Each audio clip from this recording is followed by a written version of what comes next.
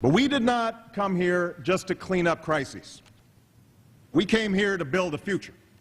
On Wednesday night, President Obama took over the steering wheel of the health care reform debate. With Congress back from a month-long recess and numerous face-offs with angry voters, he addressed a joint Congress pressing the need for a health care reform bill. But the problem that plagues the health care system is not just a problem for the uninsured. Those who do have insurance have never had less security and stability than they do today. Mr. Obama used plain English and didn't parse words over his beliefs that taking control from private industry is necessary and the time for it is now. We spend 1.5 times more per person on health care than any other country, but we aren't any healthier for it.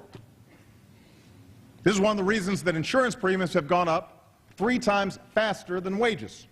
Experts say it's this speech that could help the president gain control over the discourse where government and health care insurance coverage collide. President Obama isn't just trying to convince Republicans, but also leery Democrats, some of whom have constituents who don't believe that a public health care option is a viable solution, while others in the same party believe that a government-backed option is the very essence of what health care reform is all about.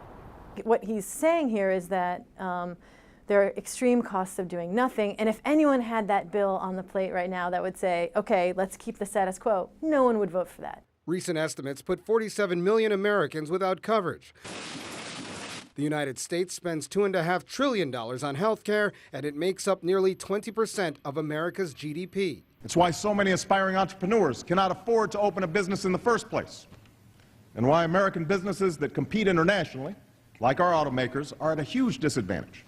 President Obama says he's reforming health care without adding a dime to the federal deficit or backing down from a public option. Choice is a major issue here. If there is, in fact, a so-called public plan, a plan that Congress creates rather than a plan that is created out in the private sector, that's a plan that's going to have special advantages that private insurers aren't going to have. The Senate plans to introduce a version next week. No side, Democrat or Republican, is guaranteed complete satisfaction, but they could possibly find just enough wiggle room to create a bill President Obama will sign. Colin Campbell, Washington. Since healthcare represents 1/6